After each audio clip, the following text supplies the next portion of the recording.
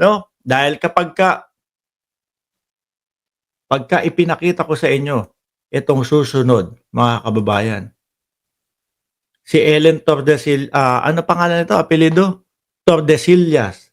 Dati ho, nababasa ko yung comment, yung column nito eh. Kung hindi ako nagkakamali, maliliit pa lang ho kami, mga kababayan. Abante, no? Sa Abante, pangalawang pahina po yata. Kung di ako nagkakamali, merong column to eh, no? Ano ba pamagat nun? Serex Javiera. Uy, mag-iba yata yun. Hindi, hindi. Nakalimutan ko na ho yung dyaryo, mga kababayan, kung saan merong column si Ellen Tordesillas. Ngayon no, may sinasabi siya dito na kinaiinisan po at kinagagalit ng mga DDS, mga bossing. Ayan no, kasi sabi niya, Ellen Tordesillas commentary. According to sources knowledgeable with ICC proceeding, no? The warrant of arrest for De La Rosa may be served in October. Ayan. Ngayon, nagagalit ho yung mga DDS, mga bossing. Ayaw ho kasi nila ng mga ganyang nakakarinig. Di ba? Ayaw ho nila nung nakakarinig nung ganyan. Kasi natatakot nga po sila para kay Bato de la Rosa. Biruin mo, kapag ka napag-uusapan po ang ICC, si Bato de la Rosa, gigil na gigil po yan. Di po ba? Gigil na gigil ho yan, mga kababayan. Kaya nga niya nasabi, come on, Trillanes, make madi! No. Nung sinabi po ni dating Senador Trillanes na si Bato de la Rosa ay aarestuhin na. Ngayon, eto. Alam naman po natin yung mga mamamahayag na yan. May mga source po yan. Di po ba? May mga pinagkakatiwala ang mga bubwit yan. Hindi po kagaya yan nung mga vlogger-vlogger na sasabihin, ayon po sa aking bubwit. Ayon po sa aking puting ahas. Tapos kapag i-search mo naman yung pinagsasabi, wala naman. Ito, sa tagal na po nila sa industriya ng ganyan, mga kababayan, bago po magsulat yan, kumbaga, kumpirmado yan. Sabi kasi ni Ellen Tordesillas, no? According, no, to sources knowledgeable with ICC proceedings, the warrant of arrest for De La Rosa may be served on October. Sabi ko, inisip ko, paano kaya? Bakit kaya nasabi? No, at paano nasabi yung hint? Na-realize ko, mga bossing, no, yung susunod na hearing ni dating Pangulong Duterte ay sa Setyembre. Malamang ho, may mga lalabas na mga pangalan na yun. Kasi yung unang hearing ng dating Pangulong Duterte, kung saan po, no, nakita natin at napanood natin na ang dating Pangulong Duterte medyo may kabagalan magsalita. Hindi ko ho alam kung totoo yon or nag-iinarte lang, na sa tingin ko hindi po makakatulong sa kanyang kaso yon dahil sa halip na bumilis makakabagal lang, no? Kasi sa ICC ho, hindi uubra yung mga arte-arte Hindi uubra yung mga, my name is Rodrigo Roa Duterte. Hindi uubra yun. Kasi check ho nila, mga kababayan. Alam nila na nasa tama na kalusugan ang Pangulo. Ang dating Pangulo, mga bossing, no? Sa halip na bumilis, sasabihin nila, mukhang mahina na. Sige, i-stop na natin to, pero ituloy natin to after 6 months. Lalo lang ho tumatagal, mga kababayan. Yung kaso, na imbis sana, ang hinihiling nila, mabilisang pag-uusig, mabilisang trial. Sabihin nyo, matanda na kasi ang aming matanda na kasi ang aming kliyente. Kung sakali na ito ay acquitted, hindi niya na ma-enjoy, no? Yung kanyang buhay pagkatapos siyang ma-acquit. Ganun lang ang sabihin ninyo. Ngayon, yung una ho, mga pagpapakilala lang po yun Eto na ngayon, yung Setyembre. Malamang may mga lilitaw ng mga pangalan dito. Doon mismo sa hearing.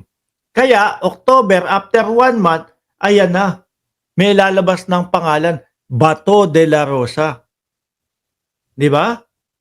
Oh, Bato de la Rosa. Bungo. Eto ang nakikita ko naman mga kababayan.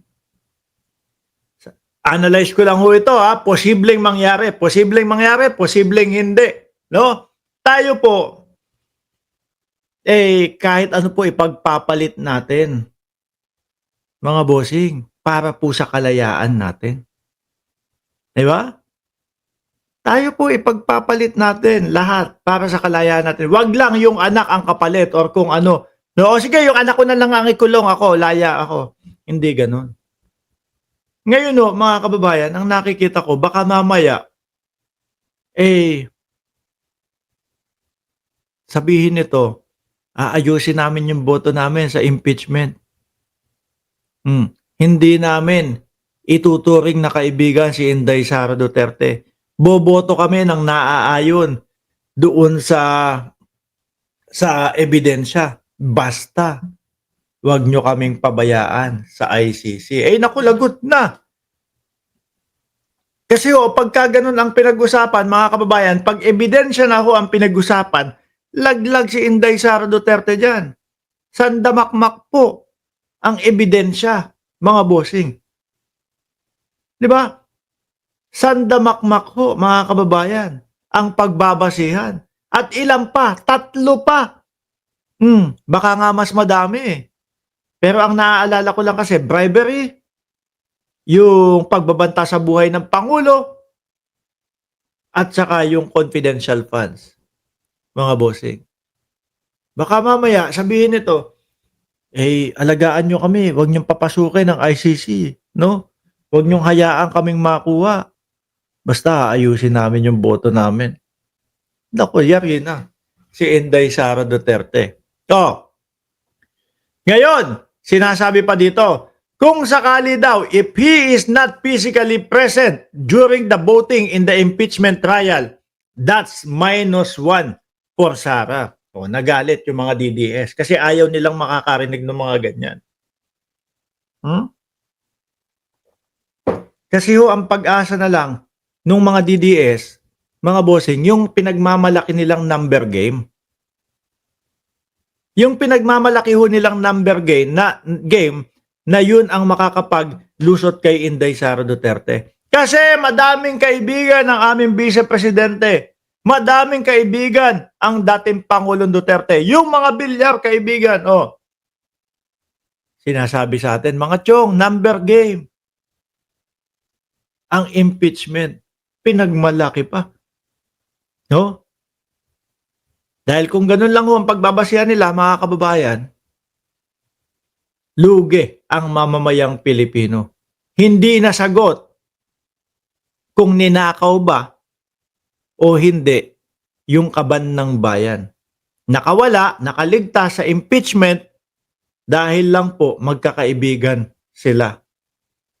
Lugi ang mamamayang Pilipino doon. Sabi ni Juan de Beraturda, pwede pong gawin ni na Bongo at Bato ang abstention. Di ba? Pero sabi nga ni Ellen Tordesillas, kung sakali na maaresto at madala si Bato de la Rosa, -1 na nga sa boto.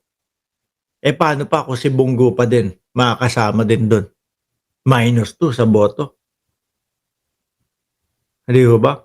Paano kung dumating sa punto na yung third batch arestohin na din po? Nako, yung 2028 election, baka ho sa dahig na mangyari, no? Kasi nandun na sila Ano na paglalabanan ni Bongo at ni Inday Sara Duterte? Kung sino ang mayor doon sa loob ng dahig, mga kababayan. Di ba? Ngayon, alisin na natin si Bato. Sabi ni Janelle, kahit wagi si Sara sa impeachment, pwede pa rin kasuhan niya ng plunder at yun nga po ang iniisip at plano ng Congress. Kapag yung impeachment ay nadaan sa magkakaibigan at inakwit siya, ang susunod na hakbang ng Congress ay plunder ho. May napanood ako, vlog kay Chris Ulo, nagsalita na si Bato nagbuo sila ng 9 na senador para daw i-block ang impeachment, para daw di matuloy ang impeachment. O tingnan nyo, hindi pa nag-uumpisa yung impeachment pero may ano na sila, may boto na sila. 'Di ba? Hindi pa ho nag-uumpisa, hindi pa nakikita yung mga ebidensya pero may kasagutan na ho sila. Haharangan na agad nila. Hindi para sa taong bayan. Para sa mga Duterte lang po, mga bossing. 'Di ba?